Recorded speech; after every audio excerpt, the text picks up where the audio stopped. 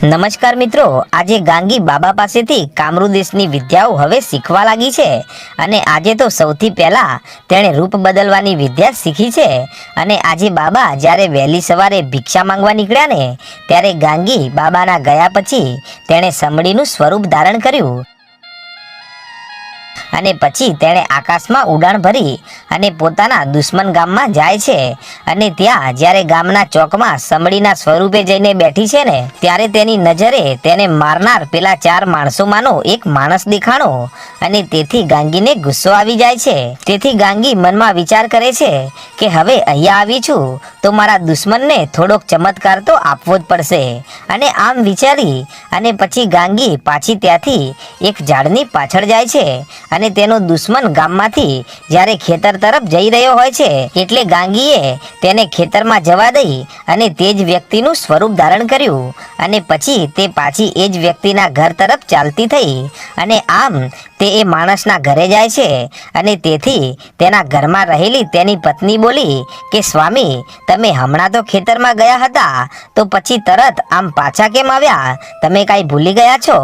અને ત્યારે ગાંગી કાંઈ બોલી નહીં, પરંતુ તેની પત્નીને વાળેથી પકડી અને બીજા હાથેથી મારવાનું ચાલુ કર્યું અને તેને એવા માર માર્યા કે તે રાડો પાડવા લાગી અને તેથી તેના રાડો પાડવાના અવાજને સાંભળી અને પાડોશીઓ દોડીને આવે છે અને ત્યારે પાડોશી આ ભાઈને તેની પત્નીને મારતા રોકે છે। ત્યારે ગાંગીએ બાઈને મારવાનું બંધ કરી નાખ્યું અને એ છોડાવવા આવેલા માણસોને મારવાનું ચાલુ કરી દીધું। એટલે હર કોઈ ભેગા થઈ અને આ માણસના સ્વરૂપમાં આવેલી ગાંગીને મારવાની તૈયારીઓ કરે છે। ત્યારે ગાંગીએ મનમાં વિચાર કર્યો કે જો હું હવે અહીંયા વધારે સમય રોકાઈશ ને તો આ લોકો ભેગા થઈ અને મને મારવા લાગશે, તો એ પહેલા હવે મારે અહીંયાથી નીકળી જવું પડશે। અને આમ વિચારી અને હજી તો ગાંગી પાછળ જુએ છે ત્યાં સુધીમાં તો ગામના નિર્દોષ માણસને મારવાથી આ ગામના ઘણા બધા લોકો ધોકા અને લાકડીઓ લઈ અને આવ્યા અને ત્યારે આ જોઈ અને ગાંગીએ ત્યાંથી ગળગળતી દોટ મૂકી અને ત્યારે ગામના અમુક આગેવાનો પણ ગાંગીની પાછળ દોડ્યા છે મારવા માટે અને તેમને હજી ખબર નથી કે આ ગાંગી છે, પણ એમને તો એવું જ લાગે છે કે આ તેમનો પાડોશી છે। અને આમ જ્યારે ગામના માણસો પાછળ આવતા હતા એટલે ગાંગી તો આગળ દોડવા લાગી અને એ જ માણસનું જે દિશામાં ખેતર હતું તે બાજુ જઈ અને એક ઝાડીઓની પાછળ સંતાઈ અને પાછું સમડીનું સ્વરૂપ ધારણ કરી અને પાંખોનો તાર કરી અને આકાશમાં ઉડી જાય છે અને કહે છે કે અત્યારે તો હવે હું ઘરે જાઉં છું, પણ આવતીકાલે ફરી આવી અને જોઈશ કે મારું આ કામ કરવાથી મારા દુશ્મનના કેવા હાલ થાય છે। અને આટલું કહીને ગાંગી તો પાછી આકાશમાં ઉડતી પોતાના રહેઠાણે આવી અને ત્યાં આવી અને પાછી પોતાના મૂળ સ્વરૂપમાં આવી જાય છે અને પાછી પોતાના ઘરના કામકાજમાં લાગી જાય છે।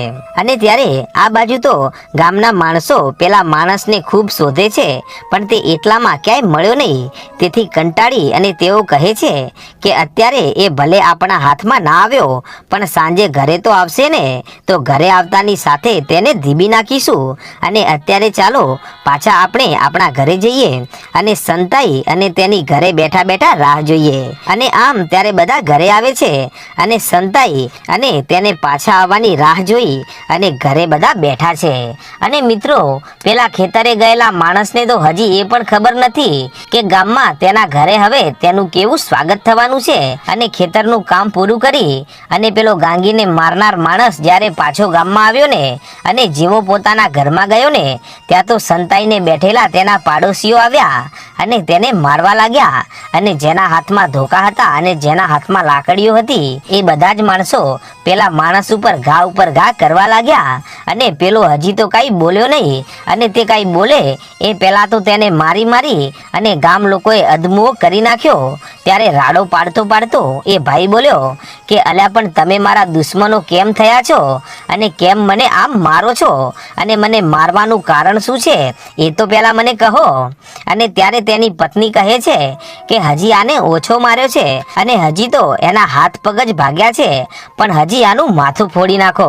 અને ત્યારે પેલો માણસ તો વધારે આશ્ચર્યમાં પડી ગયો કે મારા પાડોશીઓ મને મારે છે એ તો બરાબર છે, પણ હવે તો મારી બાઈ પણ મને આમ કહે છે કે હજી આનું માથું ફોડી નાખો. તો મને કઈ કેમ સમજાતું નથી કે આ બધા લોકો મને કેમ મારી રહ્યા છે. પણ હે ગાંડી, તું કેમ આ લોકોની સાથે ગાંડી બની છે? અને ત્યારે પાડોશીઓ કહે છે કે બહુ જ બધાને મારવાનો શોખ હતો ને, તો હવે કેમ તારા હાથ પગ કામ કરતા નથી અને હવે મારને બધાને. અને ત્યારે એ ભાઈ કહે છે કે મેં કોઈને માર્યા નથી, અને હું તો સવારના ખેતરમાં કામ કરતો હતો ત્યારે બધા કહે છે કે પોતાના ગુસ્સાને કાબુમાં રાખતો નથી, અને આજે તારી પત્નીને અને પાડોશીઓને તે માર્યા છે એટલે તારી આવી હાલત કરી છે. અને ત્યારે પેલો ભાઈ બે હાથ જોડીને કહે છે કે મેં કોઈને માર્યા નથી અને હું આ વાતમાં કઈ જાણતો જ નથી. અને ત્યારે તેની પત્ની અને આ ગામના માણસો તેની કોઈ વાત માનતા નથી. અને આમ કરતા કરતા સાંજ થવા આવી એટલે આ બાજુ સંધ્યા ટાણે પેલા ભિક્ષા માંગવા ગયેલા બાબા પાછા ઘરે આવે છે, અને પછી ગાંગી જમવાનું પીરસે છે, અને બંને જમી લે છે, અને પછી ગાંગી બાબાની સેવા કરે છે. અને આમ કરતા કરતા બંને સૂઈ જાય છે. અને બીજા દિવસની સવાર થઈ એટલે ગાંગી વિચારે ચડી છે કે કાલે મેં ગામમાં મારા પેલા દુશ્મનને ફસાવ્યો હતો તો તેની શું હાલત થઈ હશે એ તો મારે જાણવું પડશે. પણ એકવાર આ બાબા અહીંયાથી જાય તો હું તપાસ કરવા ત્યાં જાઉં. અને ત્યારે બાબા તો રોજની જેમ આજે પણ પૂજા ભક્તિ કરી અને ગાંગીને કહે છે કે બેટા, હું ભિક્ષા લેવા માટે જાઉં છું, પણ સાંભળ, તારે અહીંયા જ રહેવાનું છે, અને મેં શીખવાડેલા મંત્રો તારે મગજમાં ગોખી દેવાના છે, અને કામ વગર કોઈ દિવસ રૂપ બદલવાની તારે કોશિશ કરવાની નથી. કે ભલે બાબા, તમારા કયા પ્રમાણે હું ચાલીશ, અને તમે ચિંતા કર્યા વગર જાઓ, અને હું ઘરના કામકાજ પૂરા કરી અને અહીંયા આરામથી રહીશ. અને પછી બાબા કહે છે કે ભલે બેટા, હું હમણાં પાછો આવું છું. અને આમ બાબા તો ત્યાંથી ચાલી નીકળ્યા. ત્યારે બાબા તો ચાલતા ચાલતા જઈ રહ્યા છે, અને ગાંગી પાછળ લમણા વાળી અને આ બાબાને જુએ છે કે આ બાબા કઈ બાજુ જાય છે. અને ત્યારે બાબા જ્યારે દૂરથી દેખાતા બંધ થઈ ગયા તેની સાથે તો ગાંગી પાછી સમડીનું સ્વરૂપ ધારણ કરે છે, અને પાછી તેણે આકાશમાં ઉડાણ ભરી અને ઉડતી ઉડતી તે પાછી તેના ગામમાં જાય છે. અને સમડીના સ્વરૂપે ગાંગીએ ગઈકાલે જે માણસનું સ્વરૂપ ધારણ કર્યું હતું તેના ઘરના આંગણામાં જઈ અને એક ડાળ ઉપર જઈને બેસે છે. અને ત્યારે બેસીને જુએ છે તો એ ભાઈના આંગણામાં એક ખાટલો પડ્યો છે, અને એ ખાટલામાં એ પોતે ભાઈ પડ્યો છે, અને ગામ લોકોએ તેના હાથ પગ ભાગી નાખ્યા છે.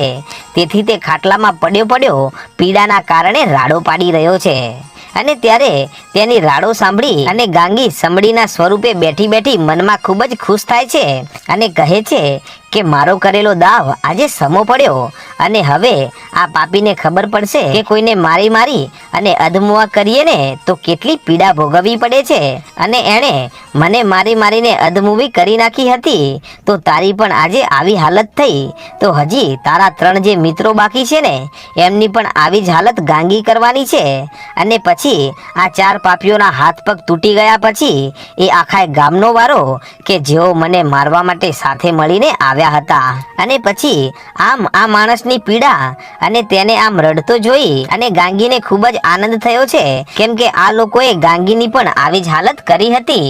પણ હવે તારા બીજા ભાઈબંધનો વારો, આમ કહી અને ગાંગીએ પાછી ત્યાંથી ઉડાણ ભરી અને ઉડતી ઉડતી પાછી તેના બીજા મિત્રના મોભારે જઈને બેઠી. અને ત્યાં એ ભાઈ હાથમાં પાવડો લઈ અને ખેતર તરફ જવા નીકળ્યો છે, અને પોતાની બાઈને કહે છે કે હું ઘરે મોડો આવીશ, કેમ કે મારે ખેતરે પાણી વળેલું છે, તેથી મારી ચિંતા કરતી નહીં. ત્યારે તેની બાઈ કહે છે કે ભલે, તમે કામ પૂરું કરી અને ઘરે આવજો.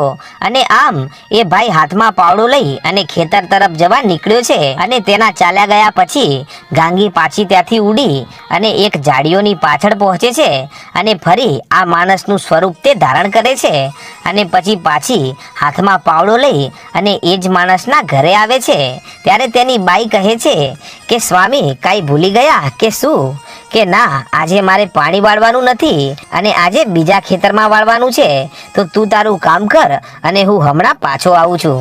અને આમ કહી અને તે ગામની કચેરી તરફ પહોંચે છે. અને કચેરીમાં આખા ગામનો વ્યવહાર સરપંચની જેમ કરનાર ત્યાં એક માધવરાયજી રહે છે અને તેઓ ગામના મુખિયા છે અને આખું ગામ તેમના આધીન ચાલે છે. અને ત્યારે આ માણસ હાથમાં પાવડો લઈ અને ગામની કચેરીએ પહોંચે છે. અને કચેરીમાં આ ગામના અમુક માણસો બેઠા છે અને ત્યાં માધવરાય પણ બેઠેલા છે.